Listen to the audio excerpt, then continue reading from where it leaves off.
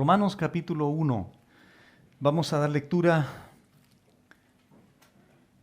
Lo voy a leer otra vez del 1 al 4 porque hoy vamos a avanzar solo 2 versículos, el número 3 y 4, pero voy a dar lectura nuevamente del verso 1 al 4 y dice así: Pablo, siervo de Jesucristo, llamado a ser apóstol, apartado para el evangelio de Dios, que él había prometido antes por sus profetas en las santas escrituras, acerca de su Hijo, nuestro Señor Jesucristo, que era del linaje de David según la carne, que fue declarado Hijo de Dios con poder, según el Espíritu de santidad, por la resurrección de entre los muertos.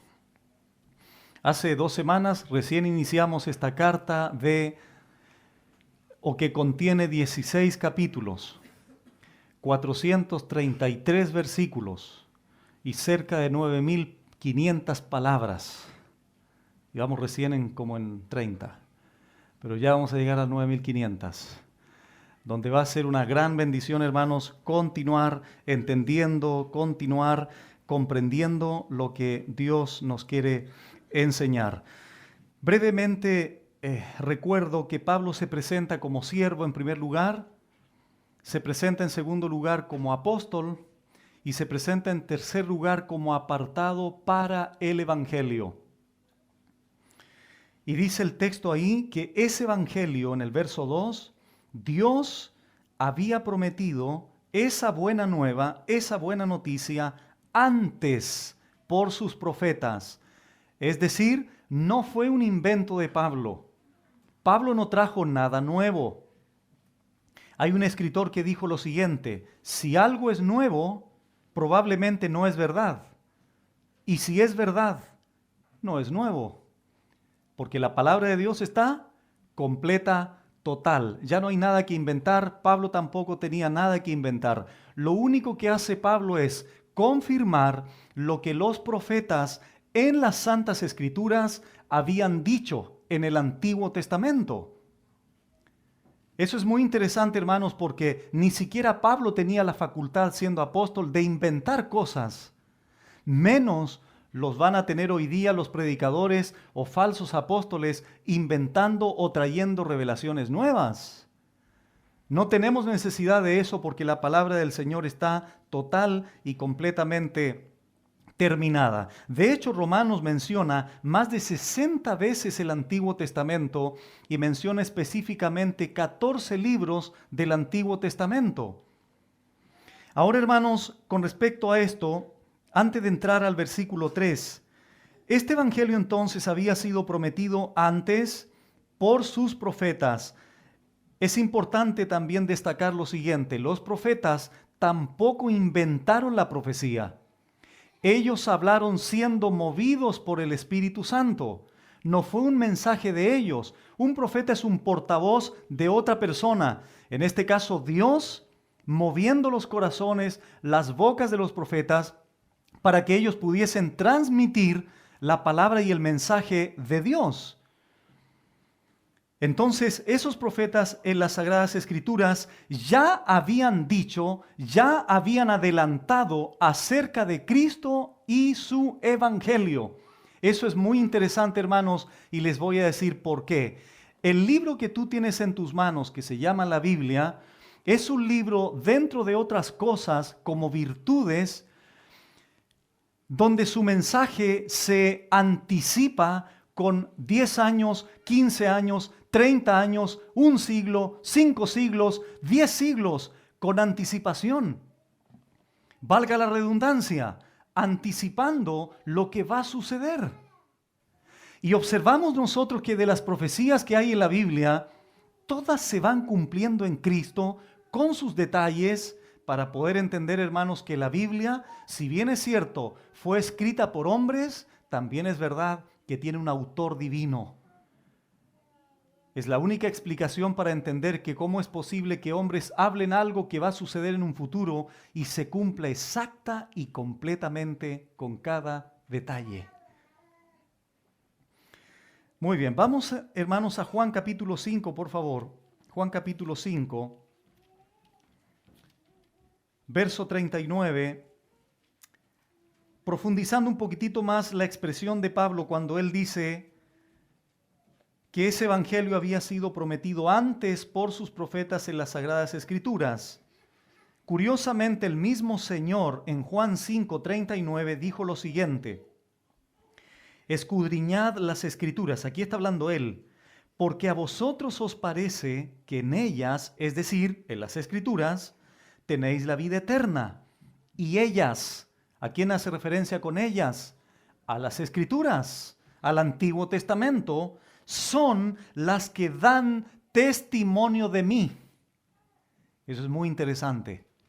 Cristo aquí está diciendo que las Escrituras, el Antiguo Testamento, dieron testimonio de Él. Es lo que está señalando Pablo en Romanos 1:2.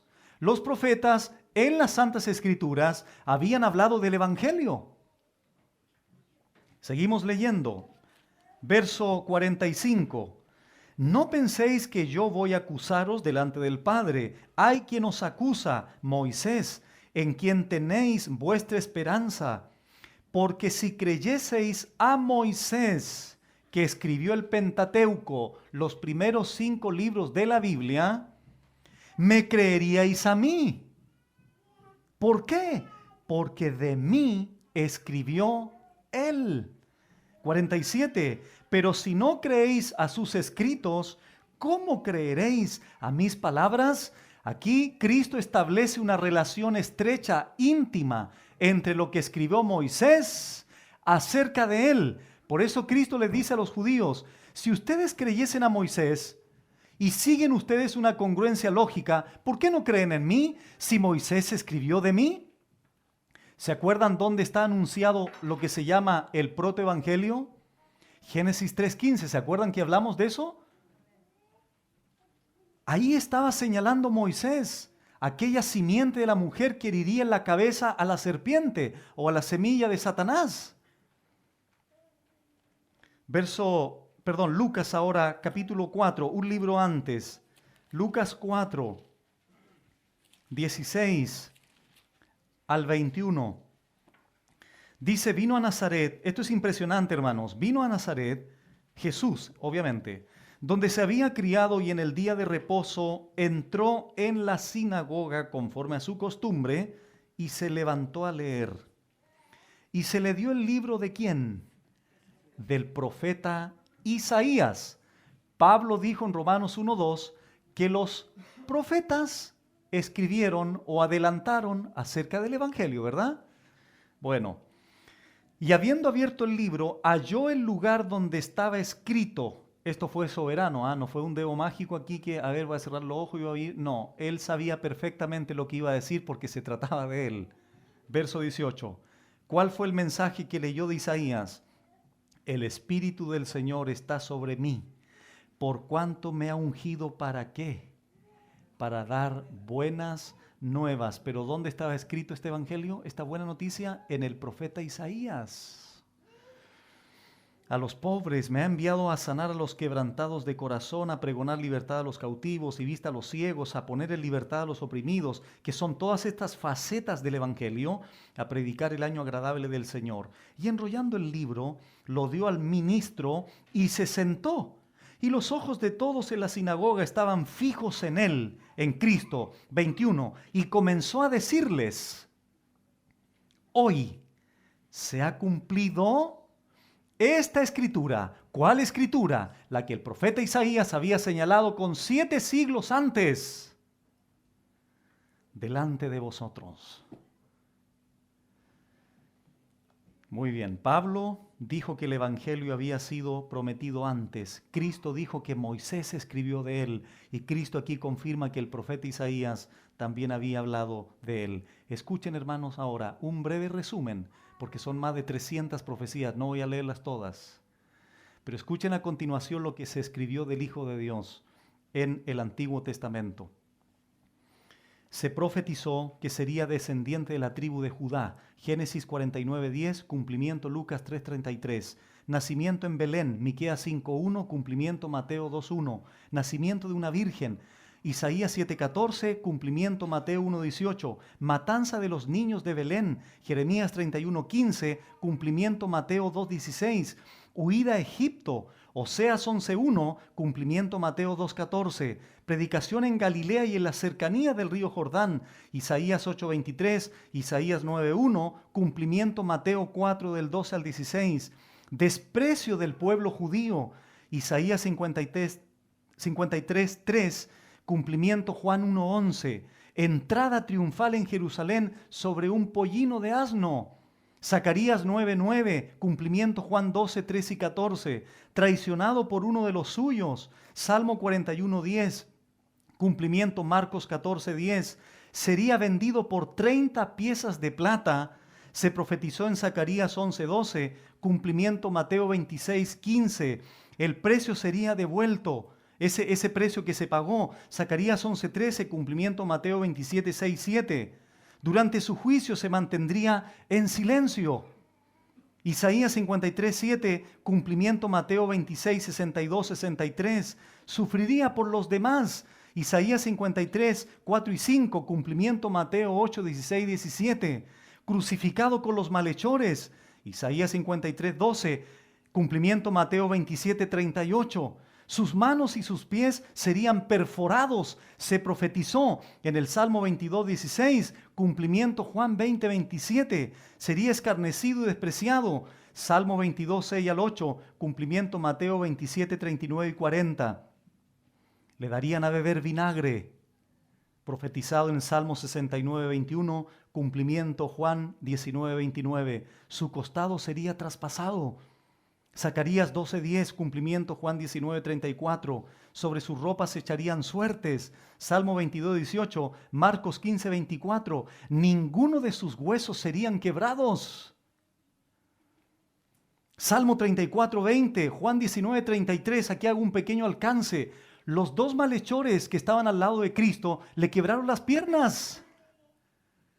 Era una costumbre, un acto de misericordia, entre comillas, quebrar las piernas para apresurar la muerte y no sufrieran tanto. La pregunta es, ¿por qué no se las quebraron al Señor?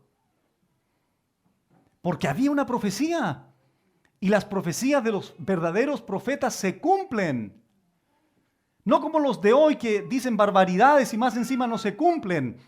Y aun cuando se cumplan, no necesariamente indican que sean de Dios. Sepultado en una tumba de ricos, profetizado en Isaías 53.9, Mateo cumplimiento 27.57 al 60.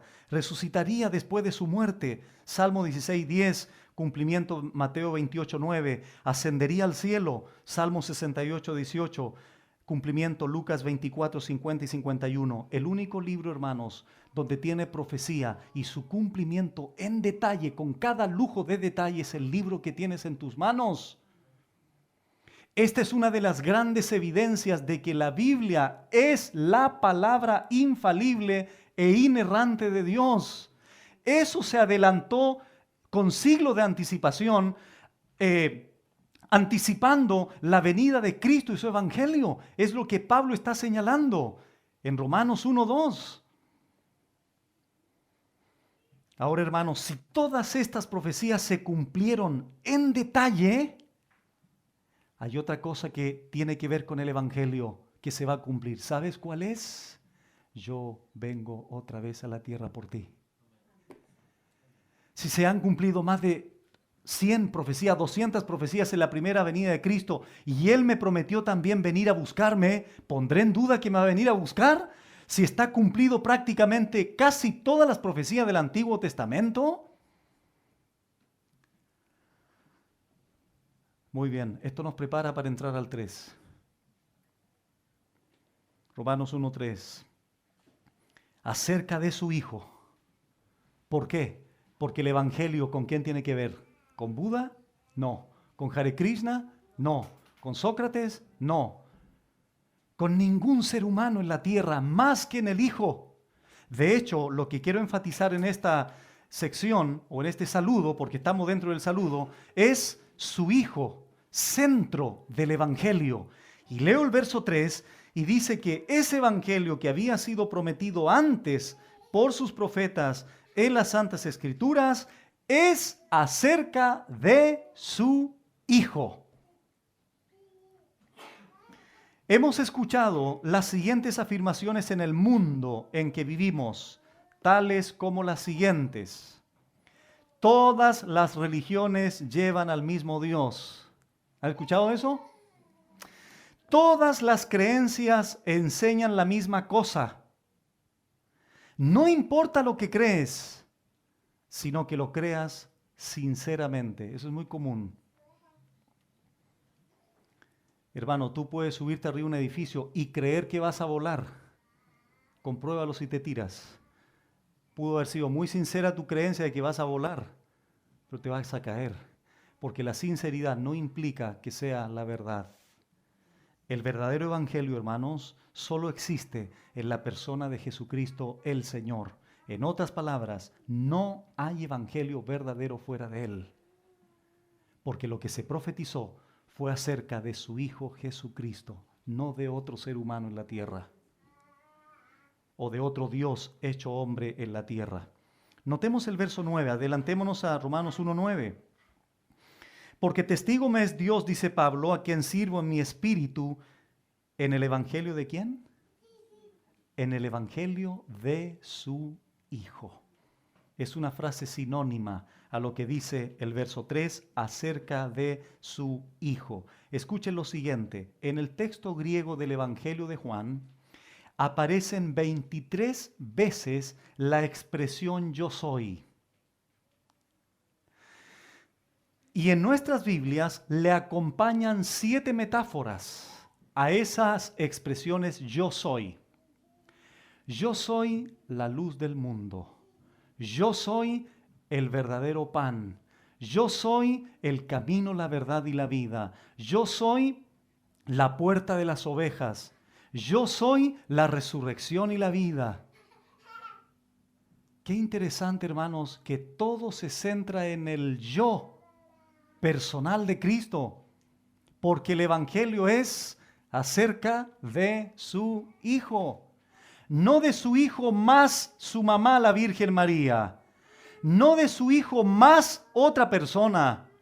El evangelio se centra total y completa y exclusivamente en su Hijo Jesucristo. Cualquier persona que no esté en Él está perdido, está en la mentira, está en la falsedad.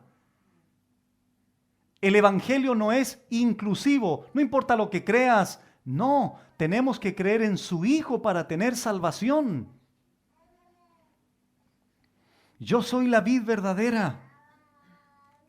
Hechos 4:12, porque no hay otro nombre dado a los hombres bajo el cielo en que podamos ser salvos. Pablo dice, el evangelio es acerca de su Hijo. 1 Timoteo 2:5, porque hay un solo Dios y un solo mediador, no dos. No hay un corredentor ni una comediadora. Es un redentor, es un mediador entre Dios y los hombres, Jesucristo hombre. ¿Por qué, pastor? Porque el evangelio bíblico es acerca de su Hijo y nadie más.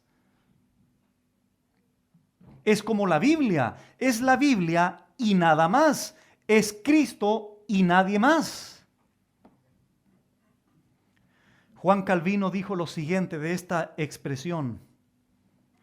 Él dijo, he aquí un extraordinario y bello pasaje por el cual aprendemos que todo el evangelio está contenido en Cristo, de modo que quien se aleje un solo paso de Cristo, se aleja también del evangelio. ¿Qué sigue diciendo Pablo allí acerca de su Hijo nuestro? Porque nos identifica, Pablo se identifica, nuestro, le dice a los hermanos en Roma, como cuerpo, como iglesia, nuestro Señor, nuestro Curios, nuestro soberano Señor, amo. Este Señor está en virtud. ¿Cómo se presentó Pablo? Siervo. Si hay un siervo, tiene que haber un amo, ¿no? ¿Cuál es el amo? ¿Cuál es el Señor? El Señor Jesucristo. Jesucristo, un nombre compuesto. Jesús, Salvador. ¿Se acuerdan que el ángel Gabriel le dijo a María? ¿Y será su nombre? Jesús. ¿Por qué? Porque salvará a su pueblo. La transliteración hebrea es Yeshua. El verbo ya es ayudar o salvar. Y de ahí viene la salvación, es de Jehová. O la salvación para el pueblo de Israel. Y Cristo, bueno, es el ungido en relación a que era el Mesías que Dios enviaría para salvar a todos aquellos que creerían en Él. Muy bien, hermanos. Vamos entonces ahora a la descripción que el apóstol Pablo hace en la segunda parte del verso 3 de ese Hijo donde se centra el Evangelio, nuestro Señor Jesucristo. Lo primero que él dice era o es que era ese Hijo del linaje o descendencia de David según la carne. Y número 2, verso 4, que fue declarado Hijo de Dios con poder. Aquí, hermanos, se presenta a través del apóstol Pablo la divinidad del Hijo y la humanidad del Hijo. La expresión del linaje de David según la carne enfatiza la humanidad de Cristo. ¿Por qué? Porque Cristo fue hombre. Y la expresión del 4, cuando dice que fue declarado Hijo de Dios, hace referencia a la divinidad del Hijo. ¿Cuál es la más grande y única diferencia entre Cristo y cualquier otro líder religioso a través de la historia en cualquier parte del mundo? Que cualquier otro líder religioso, ser humano, es solo ser humano. La diferencia de nuestro Señor Jesucristo es que es Dios, hombre. Cualquier líder por ahí iluminado es un simple hombre y pecador además. Cristo es Dios, hombre y además sin pecado, sin mancha. Entonces, ¿estamos aprendiendo qué es el Evangelio? ¿Estás entendiendo, hermanos, que cuando presentas el Evangelio verdadero tienes que presentar esta característica del Hijo de Dios? ¿Cómo se llama la serie Romanos? La explicación del Evangelio. Si Pablo presenta aquí a su Hijo en su divinidad y en su humanidad, entonces eso tenemos nosotros que aprenderlo para poder transmitirlo cuando evangelizamos a la gente que nos rodea. Decirles que Cristo no solamente fue un hombre, sino que además es Dios, que se hizo hombre. Muy bien, ahora noten ustedes el pasaje, por favor, cuando dice que era del linaje. Aquí el texto dice que fue hecho del linaje, pero dice en el 4 que fue declarado. La pregunta es la siguiente, hermanos. ¿Por qué cambia el lenguaje Pablo cuando se refiere a la humanidad y después cuando habla de la divinidad? Cuando habla de la humanidad dice que fue hecho. Y cuando habla de la divinidad, dice que simplemente fue declarado. ¿Saben por qué? Porque la divinidad no puede ser hecha. Lo que fue hecho fue el cuerpo de Cristo, la humanidad de Cristo. ¿Por qué la divinidad no pudo ser hecha? Porque Él es el Verbo eterno. Porque Él vive por siempre, no tiene principio, no tiene fin. Pero Cristo hombre sí tuvo un punto de partida, tuvo un inicio, fue creado, fue hecho en el vientre de María cuando fue concebido por el Espíritu Santo. Vamos a ver por favor en Juan capítulo 1 estas dos afirmaciones del apóstol Pablo y ahora confirmándolo o viceversa el apóstol Juan. Juan 1 dice, en el principio era el verbo y el verbo era con Dios y el verbo era Dios. Este verbo no tiene inicio porque es Dios. La divinidad no puede ser creada ni tener un inicio. Él es el verbo eterno, siempre ha existido. Pero ese mismo ser divino que dice el 14, Y aquel verbo, ¿cuál verbo? Aquel verbo eterno, ¿qué dice ahora? Fue hecho carne y habitó entre nosotros y vimos su gloria, gloria como del unigénito del Padre, lleno de gracia y de verdad. Ahí tenemos, hermanos, en las palabras del apóstol Juan, las dos verdades afirmadas por Pablo en el 1:3 de Romanos.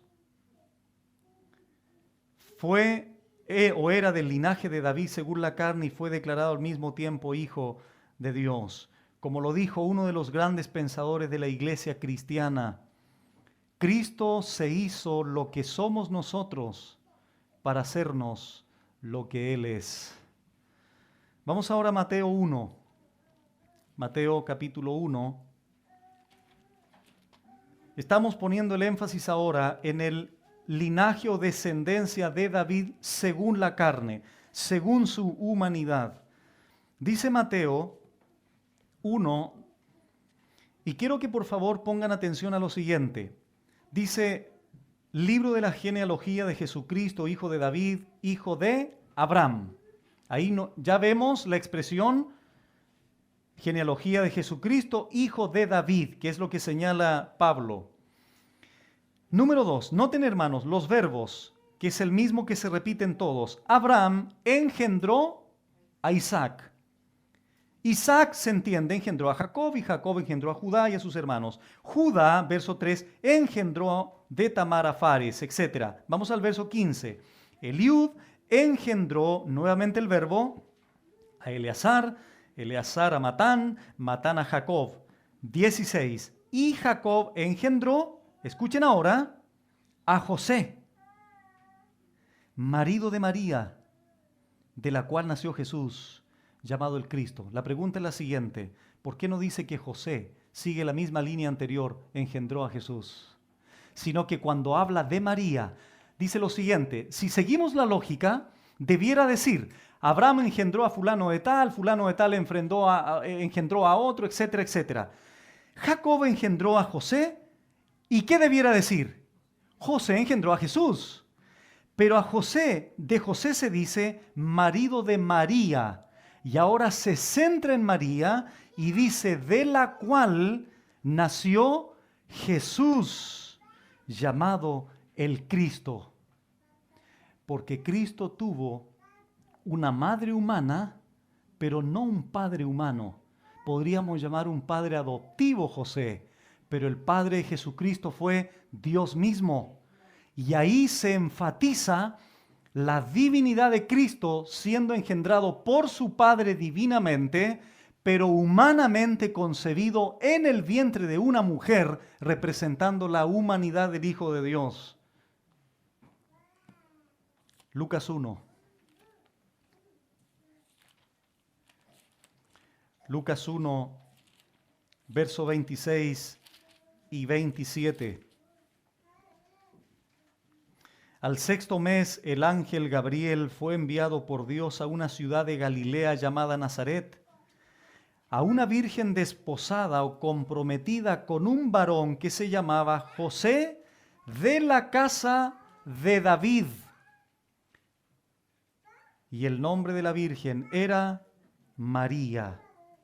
Verso 35, respondiendo el ángel le dijo, el Espíritu Santo vendrá sobre ti, no José. José, quédate lejito nomás, no tiene nada que ver aquí.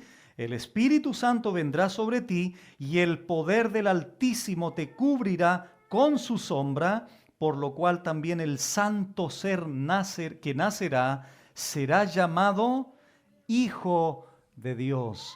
El Hijo de Dios, el Verbo eterno, viene ahora a la existencia humana, viene a la temporalidad del hombre, toma un cuerpo humano, el Dios eterno ahora en la cronología del hombre, el Dios sublime ahora limitado voluntariamente de todas sus o de alguna de sus prerrogativas divinas.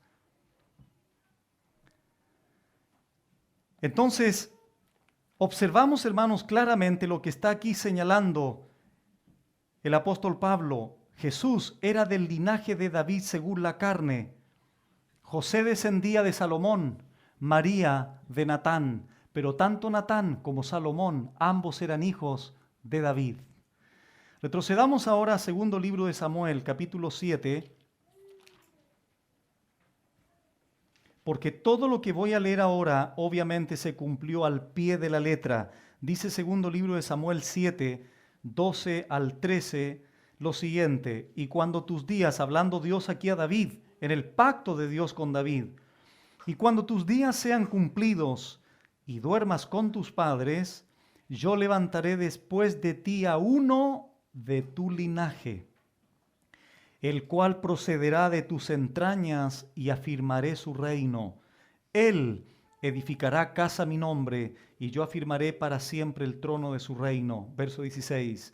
Y será firmada tu casa y tu reino para siempre delante de tu trono, y tu trono será estable eternamente.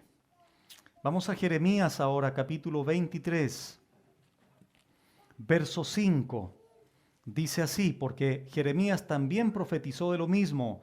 Dice: he aquí que vienen días, dice Jehová, en que levantaré a David renuevo justo, y reinará como rey, el cual será dichoso y hará juicio y justicia en la tierra.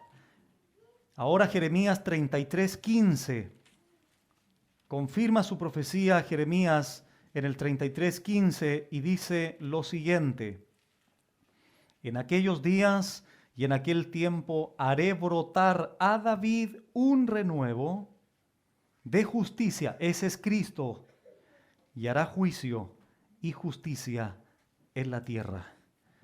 Como descendiente de David, Jesucristo heredó el derecho para restaurar el reino y sentarse sobre el trono de David, el reino prometido que no tendría fin. Ese es el Hijo de Dios que ahora era descendiente, fue hecho del linaje de David según la carne, linaje de David según su humanidad. Ahora vamos a Apocalipsis 22, hermanos. Apocalipsis 22. ¿Qué es lo que es Jesús de David? Su linaje, descendiente de David, humanamente hablando. Miren ahora lo curioso de este pasaje de Apocalipsis 22, 16.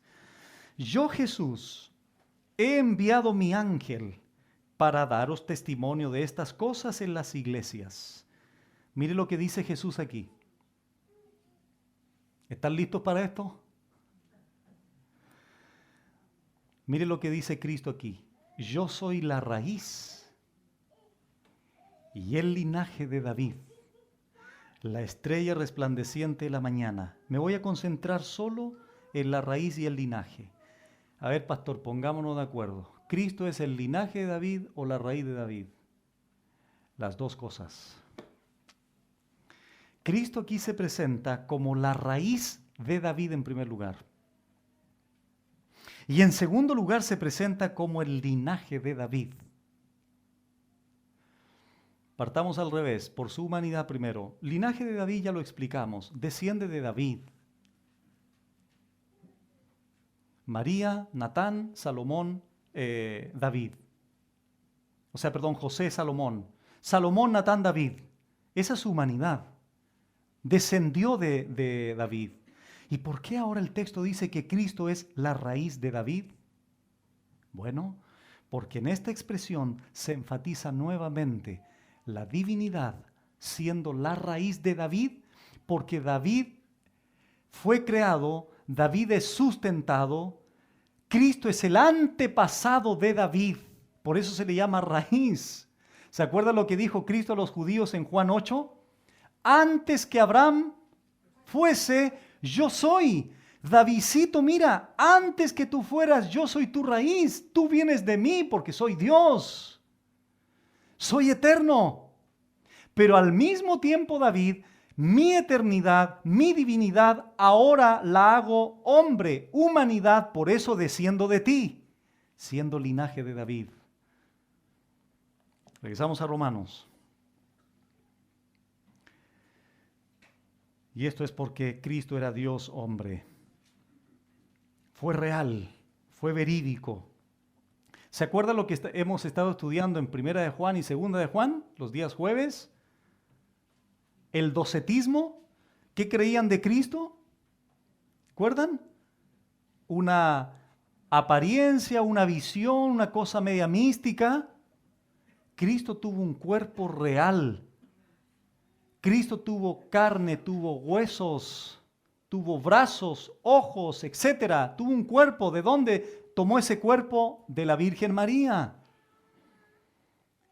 Escuchen, hermanos.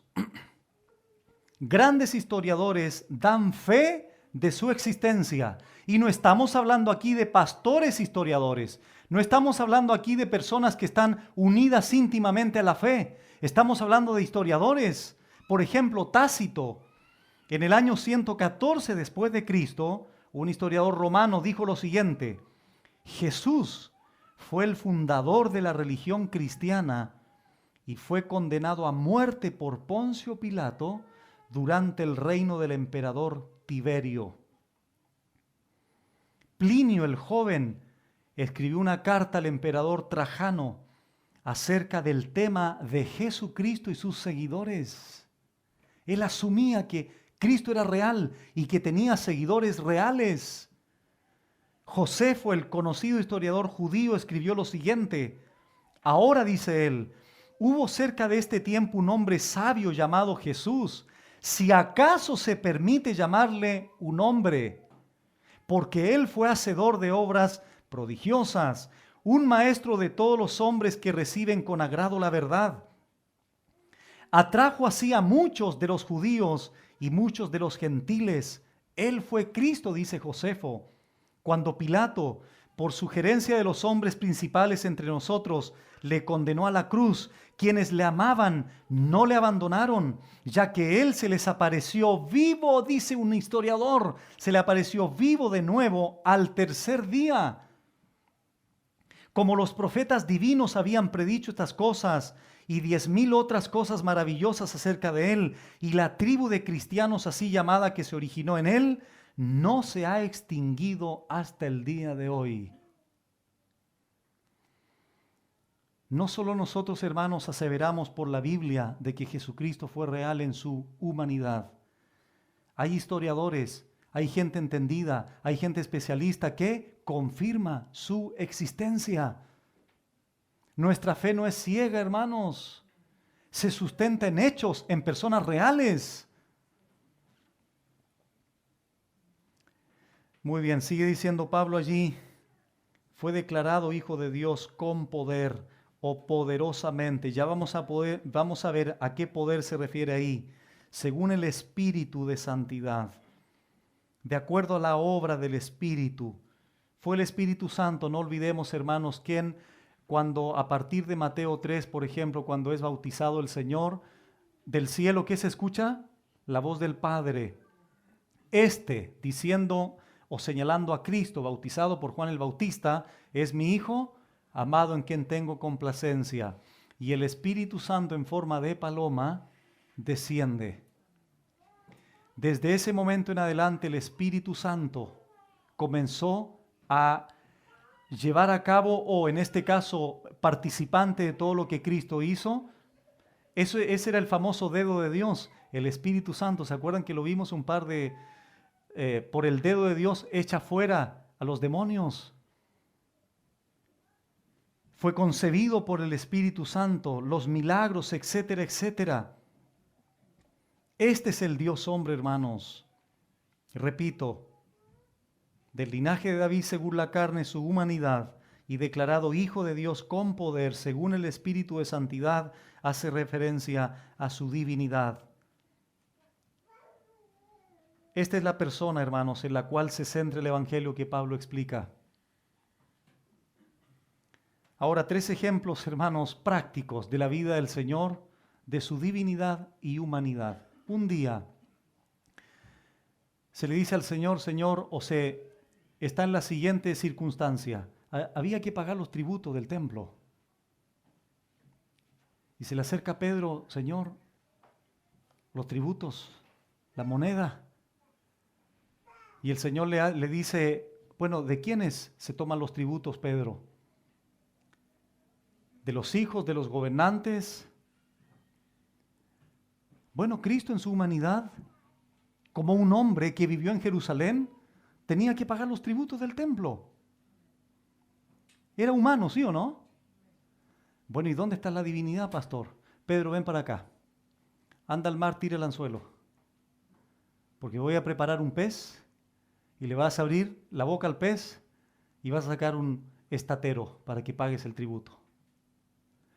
El Cristo hombre pagando un tributo. ¿Tenía que pagar Cristo tributo si era el dueño de todo lo que existe? Estar pagando tributo en el templo, qué ridículo, ¿verdad? Pero hagámoslo para no provocar ningún problema, Pedro. Ahora, yo soy Dios también. Mira, anda y este pez te va a estar esperando ahí. Eso, ¿cómo lo entiendes? A ver. Al mismo tiempo el Señor hombre y al mismo tiempo el Señor Dios. Un día, en la tempestad en el mar, el Señor, ¿qué le pasó? Cansado del camino, porque en el día caminaban, no siempre comían bien, avanzaban kilómetros llevando la verdad, sanando enfermos, etc. Los discípulos se suben a la barca. ¿En qué sentido observamos la humanidad del Maestro? El Señor roncando, cansado, durmiendo. Se levanta una tempestad. Los pescadores, los discípulos del Señor, todos, Señor, por favor, despierta. El Señor en su humanidad cansado, porque Él se cansó, se fatigó, tuvo hambre, tuvo sed, etc. Ahí está el Cristo hombre. Se para el Señor en la barca. Viento, escúchame. Calma. Dios, al mismo tiempo, del linaje de David según la carne, declarado hijo de Dios con poder. Un día se encuentra con la mujer samaritana, Juan 4. Oye, mujer, ¿tienes marido? No, no tengo. Bien dices. Pero ¿a qué se acercó a la mujer? Dame agua, por favor. Soy hombre, no te olvides. Soy hombre, tengo sed, estoy cansado. ¿Tienes marido? No, no tengo marido. Bien dices, le dice. Porque has tenido 5 ya. Solo Dios hace eso. No la conocía. Al mismo tiempo el Señor, hombre que tiene sed, al mismo tiempo descubre el corazón de una mujer. Ese es el Señor según la carne, según la descendencia de David, pero declarado, designado, confirmado, Hijo de Dios con poder. Ese es nuestro Señor. Eso es lo que lo diferencia de cualquier líder religioso en el mundo. A continuación, ¿qué dice Pablo? Por, esa palabrita por es instrumentalidad. ¿O a través de qué? Fue confirmado, declarado, señalado por la resurrección de entre los muertos. Cristo había dicho, yo soy la resurrección y la vida, ¿verdad? Cuando Dios quería resaltar el poder en el Antiguo Testamento, mencionaba reiteradamente cómo Dios sacó al pueblo de Israel con las maravillas ante Egipto, las plagas, abrir el mar rojo. Cuando en el Antiguo Testamento se enfatizaba el poder de Dios, se enfocaba en eso. ¿Sabe lo que hace Dios ahora en el Nuevo Testamento? ¿En qué se enfoca cuando habla de su poder? En el hecho más grande, en términos de demostración y confirmación que Cristo era declarado Hijo de Dios, es decir, la misma esencia de Dios. ¿Por qué hecho histórico? Por la resurrección de entre los muertos. Pastor, ¿y Lázaro se murió otra vez? ¿Cuántas veces ha muerto Lázaro? 2 veces, raro eso, ¿cierto? ¿Volvió a morir? Los resucitados volvieron a morir, los seres humanos común y corriente. Cristo resucitó para no volver a morir jamás.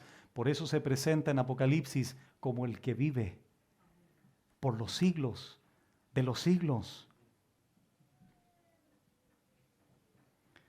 Hay algo interesante, hermanos, miren, en Juan capítulo 2, verso 19. Juan 2, 19.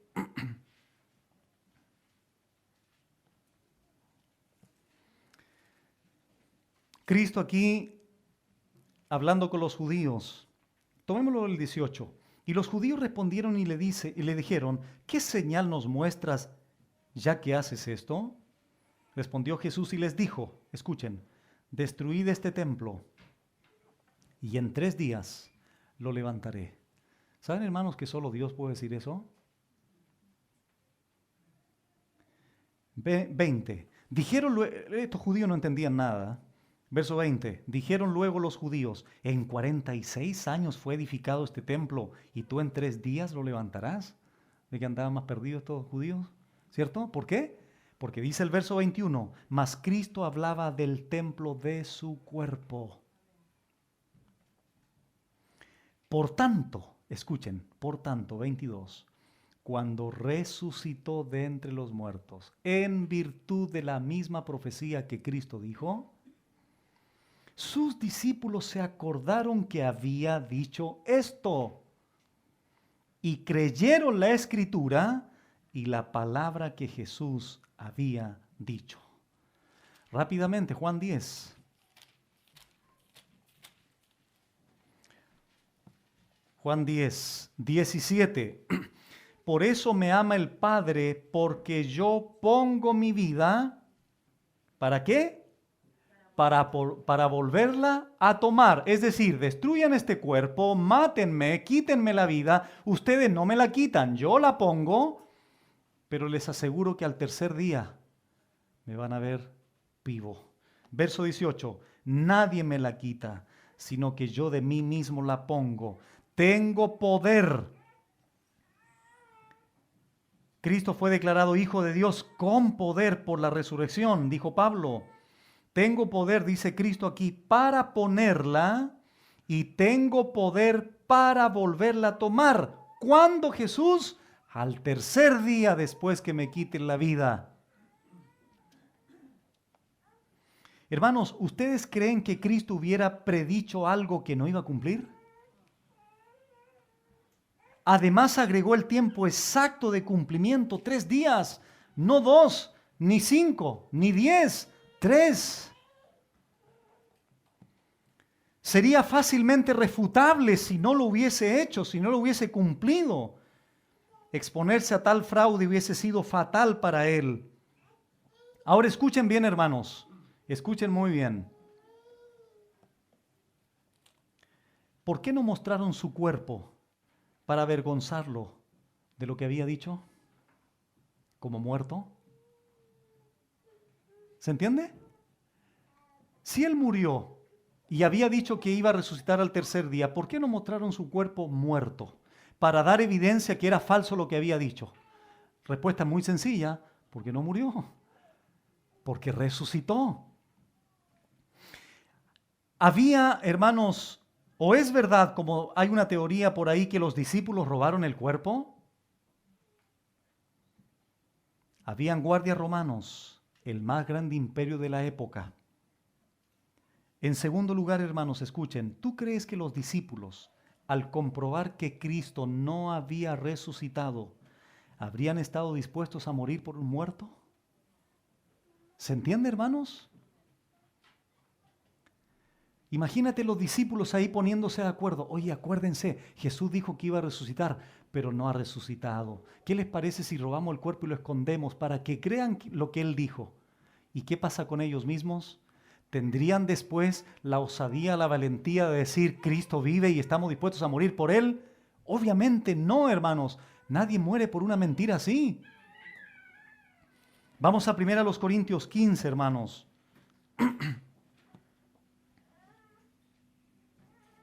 1 Corintios 15.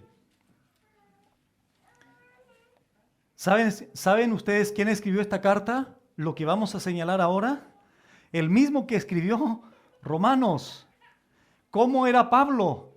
Injuriador, perseguidor, blasfemo, arrastraba hombres, arrastraba mujeres, perseguía a la iglesia, respiraba amenazas. Ese hombre, cuando se encuentra con Cristo resucitado, le cambia su vida para siempre. Y él es el que dice las siguientes palabras en 1 Corintios 15, del 3 al 6 en primer lugar.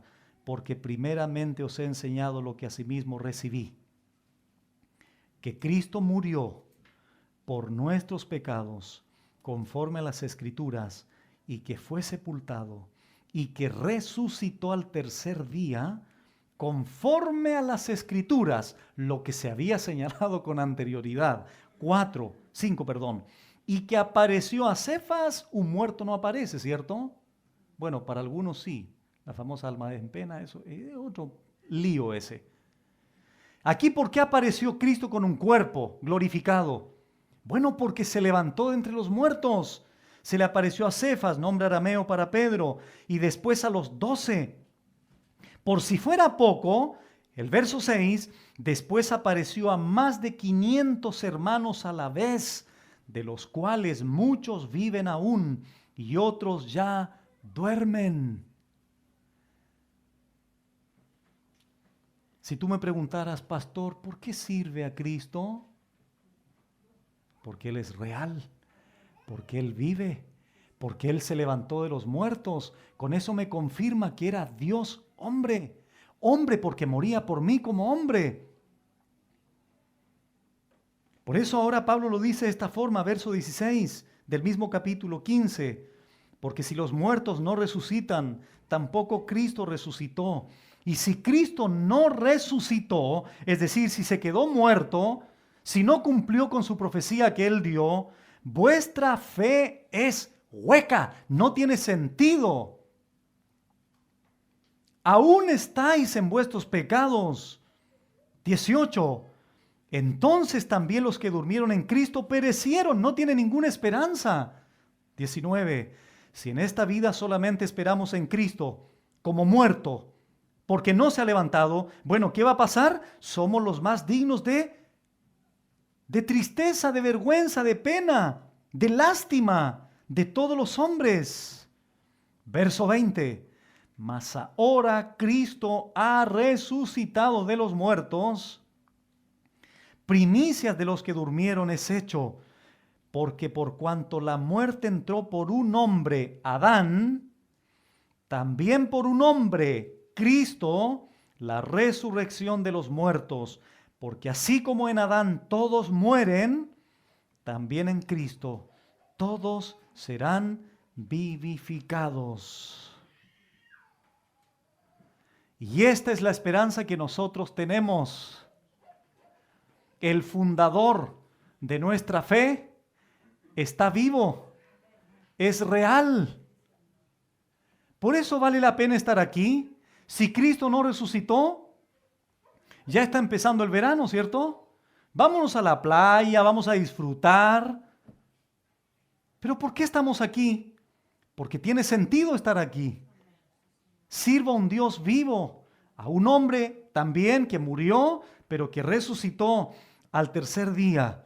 ¿Se acuerdan ustedes cuando les he contado en nuestra ida a Jerusalén y estuvimos allí en la tumba, donde hay grandes filas, largas filas para simplemente estar 5 segundos, 10 segundos adentro por la presión de las filas que hay, con cámaras, gente llorando?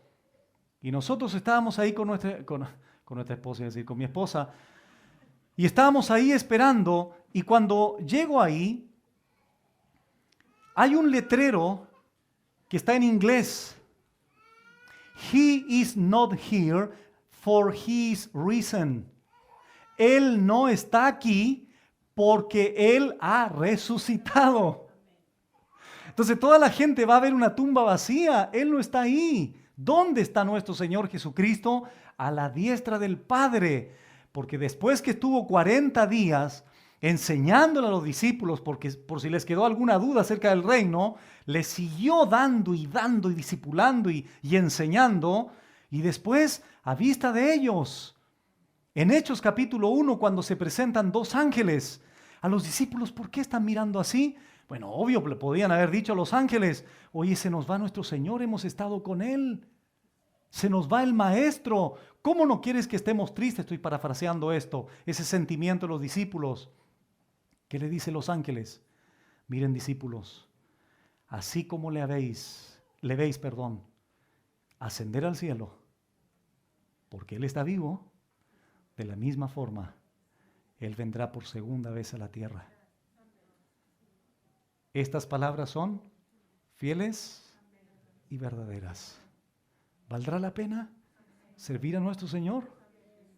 Que si yo me muero hoy, voy a estar con mi Señor. ¿Por qué? Porque si Él resucitó, ¿tengo la esperanza de resucitar? 2 días atrás murió el pastor R.C. Sproul. ¿Tú crees que él está lleno de problemas en el cielo? Está gozoso, en reposo, porque está presente al Señor. ¿Qué gloria más grande podemos tener?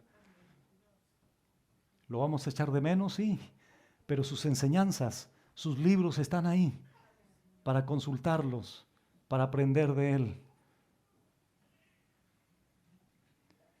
El Evangelio es acerca de su Hijo, el Dios hombre.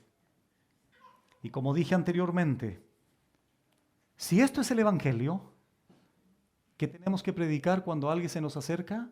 Precisamente esto, Cristo es Dios. Porque andan algunos por ahí que no creen que Cristo es Dios. Cristo es Dios y hombre. No me pidas que te lo explique más porque ni siquiera sé cómo explicarlo. El punto es que Él es Dios hombre. Y eso lo manifestó en su vida, como lo dije anteriormente, de manera práctica.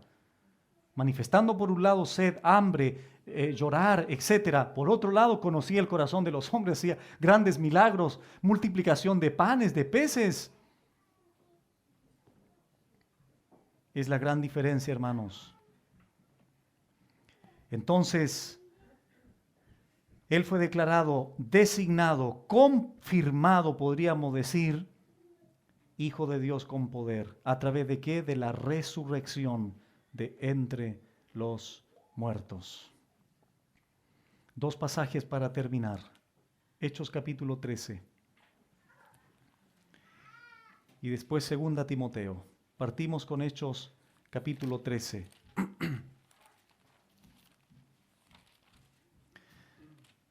Verso 29 en adelante. Hechos 13, 29 dice así. Y habiendo cumplido todas las cosas que de él estaban escritas, quitándolo del madero, lo pusieron en el sepulcro. Mas Dios le levantó de los muertos. Mira, hermanos, quiero hacer un alcance. En la Biblia, en el Nuevo Testamento, dice que Cristo mismo se levantó de los muertos, que el Espíritu Santo se levantó de los muertos y que el Padre lo levantó de los muertos. Comparten una misma esencia, ¿no? Aunque son 3 personas distintas, tienen una sola esencia. Aquí se dice que Dios le levantó de los muertos, 31, y Él se apareció durante muchos días a los que habían subido juntamente con Él de Galilea a Jerusalén, los cuales ahora son sus testigos ante el pueblo. Y nosotros también os anunciamos el Evangelio, ahí está, hermanos, de aquella promesa hecha a nuestros padres, la cual Dios ha cumplido a los hijos de ellos, a nosotros, resucitando a Jesús, como está escrito también en el Salmo 2, mi hijo eres tú, yo te he engendrado hoy. Y en cuanto a que le levantó de los muertos, para nunca más volver a corrupción, lo dijo así, os daré las misericordias fieles de David. ¿Por qué se asocia con David? Porque fue descendiente de David según la carne. Pero ¿qué más fue de David? Fue su propia raíz, porque David era creado por Dios y el antepasado de David era Jesucristo. Por último, 2 Timoteo. 2 Timoteo 2, 8. Antes de leer esto, quiero decirles que el apóstol Pablo, aquí en esta carta, año 67 aproximadamente después de Cristo, estaba ya en sus últimos días. ¿Sabe lo que hace Pablo aquí? Anima a Timoteo. Y siempre, hermanos, la mayor motivación para un creyente, para terminar la carrera de la fe, la buena batalla, siempre será nuestro ejemplo, nuestro Señor, a quien debemos de mirar. Y Pablo le dice a Timoteo en el verso 8, capítulo 2, acuérdate de Jesucristo, del linaje de David, resucitado de los muertos conforme a mi evangelio, en el cual sufro penalidades, hasta prisiones a modo de malhechor, mas la palabra de Dios no está presa. Nuevamente aquí Pablo asume y propone a Jesucristo como la motivación principal para Timoteo, señala nuevamente que en su humanidad fue descendiente de David, pero también señala al mismo tiempo la resurrección de los muertos, conforme a mi evangelio, conforme a la buena noticia, conforme a la buena nueva que había sido prometida antes por los profetas en las Santas Escrituras. Ese grupo de hombres que en la cruz se fueron y solo quedaron las mujeres y el apóstol Juan a los pies del Maestro allí en la cruz. Esos hombres que estaban probablemente por la persecución romana escondidos por temor al qué dirán, al estar ahí debajo de la cruz frente a un fracasado que había dicho que había hecho milagros y él mismo no se podía salvar. Esos hombres, los discípulos del Señor, cuando al tercer día el Maestro se levanta de entre los muertos, ¿qué sucedió con ellos ahora? ¿Qué sucedió? ¿Siguieron temerosos? Hermano, mira, pone atención a lo siguiente. ¿Cuál fue el impacto? ¿Cuál fue la intensidad del impacto del Cristo resucitado en la vida, por ejemplo, de un hombre que antes que Cristo fuera a la cruz, Pedro dijo, ¿tú eres seguidor de él? No, no lo conozco. Se acerca otro. No, no sé quién es. Oye, ¿tú andabas con él, con ese tal Jesús? No, no sé quién es. No sé quién es. Se le aparece a Pedro. ¿Y qué está dispuesto a hacer Pedro una vez que ve a Cristo resucitado? Estuvo tan dispuesto a dar su vida por el Maestro que muere casi de la misma forma que su Maestro, crucificado, cabeza abajo, porque él dijo, no soy digno de morir como mi Señor. Hermanos, si has recibido el Evangelio por la gracia mediante la fe, y has creído que Jesucristo vive y se paró de entre los muertos, entonces vive de acuerdo a eso. Deja la mediocridad, deja la pasividad. Si Cristo no resucitó, te entiendo, hermano. Haz lo que quieras, anda donde quieras, si quieres te congregas, si quieres te disipulas, haz lo que quieras. Porque no tiene sentido estar aquí. No tiene sentido pertenecer a una iglesia. No tiene sentido estar presente en la iglesia. No tiene sentido poner como responsabilidad o seriedad principal la iglesia. Te entiendo, hermano. Pero ¿sabes qué? Ese Cristo que murió en la cruz pagó el precio de sangre por esta misma iglesia. Y Él vive. Y Él resucitó. Y se supone que nosotros vamos a resucitar con Él físicamente en la glorificación. Ya resucitamos con Él, dice Romanos 6. Con Él morimos, con Él fuimos sepultados y con Él resucitamos a una nueva vida, hermano. Entonces, ¿por qué vives como vives?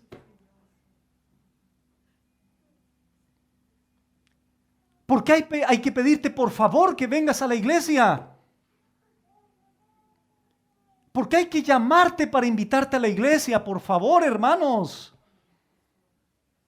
Él vive y Él me prometió venir a buscarme o venirnos a buscar y tenemos que estar preparados para ese evento glorioso.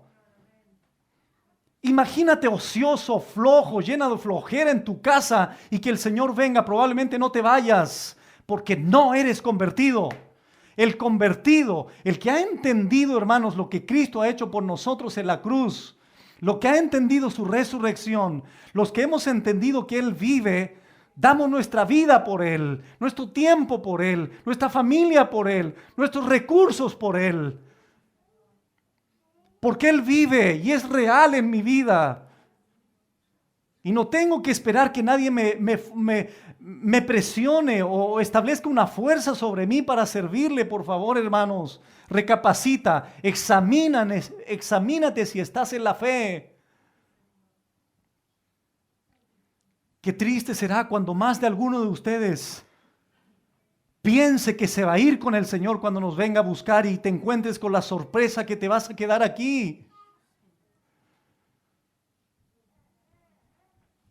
Pero ahora es precisamente el momento que te arrepientas, que le pidas perdón al Señor, que ese evangelio que estamos conociendo y entendiendo se haga realidad en tu vida, que sea real, que sea evidente, que sea claro. El Señor te dice arrepiéntete, deja la ociosidad, deja la indiferencia, búscame, dice el Señor, mientras yo pueda ser hallado. Porque va a llegar un momento donde no lo vamos a poder buscar, porque no va a estar. La gracia se termina en algún momento, hermanos, pero hoy dice su palabra, es el día de salvación. Hoy es el día para volver a Él. Hoy es el día, no mañana, no pasado mañana, no en enero, no el otro año. Hoy es el día que el Señor te quiere perdonar. Quien quiera que seas tú que estás aquí en esta noche, la buena noticia para ti es esa. Eres un pecador delante de Dios. No buscas a Dios, no eres justo, te descarriaste de sus caminos, pero en Él hay salvación, en Él hay perdón.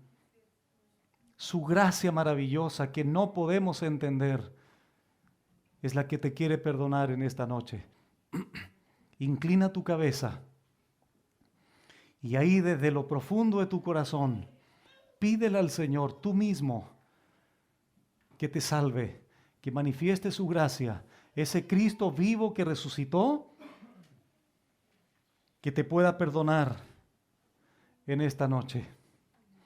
Padre eterno, gracias por tu palabra, porque ella es viva y eficaz. Son espíritu y son vida. Yo te pido, Señor, por tu gracia, que puedas perdonar y salvar en esta noche. Jesucristo, tú fuiste un hombre, pero también fuiste Dios y eres Dios. Y viniste al mundo como hombre precisamente para morir por el hombre pecador. Tú que no conociste pecado, hiciste, Señor, Dios te hizo pecado para que nosotros, Señor, por tu justicia imputada en nosotros por gracia mediante la fe, pudiésemos alcanzar esa justificación. Señor, tu evangelio sigue vigente y es poder de Dios para salvación a todo aquel que cree, al judío primeramente y también al griego. Señor, que tu Espíritu Santo en este momento pueda llevar a cabo esa obra maravillosa, íntima, privada, donde nadie más, ni yo, ni ningún hermano, puede, Señor, entrar, que es a ese corazón duro, insensible, pero que por tu palabra, Señor, se sensibiliza, Señor, se cambia por un corazón de piedra duro, por un corazón de carne sensible, receptivo a tu voz, receptivo a tu voluntad. Señor, por favor, perdona en esta noche, salva en esta noche, convierte el alma en esta noche. Y aquellas personas que creen que son salvas, pero no lo son, también que tu Espíritu Santo, Señor, pueda en esta tarde convencerles verdaderamente de justicia, de pecado y de juicio. De tal manera, Señor, que haya un arrepentimiento genuino, verdadero en las vidas de las personas que están aquí sentadas o de las personas que nos escuchan, que nos ven en cualquier parte del mundo. Si bien es cierto, estamos aquí, Señor, a kilómetros o a miles de kilómetros de otros países, pero tu palabra, Señor, corre. tu palabra, Señor, se traslada a donde quieras, Señor, que tú quieras que llegue esa palabra a ese corazón herido, probablemente en un hospital, en una cárcel, no sabemos. O andando por el camino, alguien puede ir escuchando, Señor.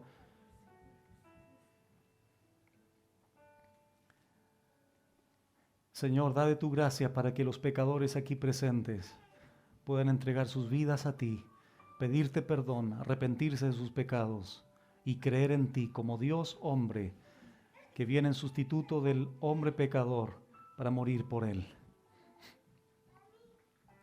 Señor, perdona y salva en esta noche. Te lo rogamos, Señor. Lleva a cabo tu plan eterno de salvación. Todos aquellos que han sido inscritos en el libro de la vida, Señor, que vengan al conocimiento de la verdad en esta noche.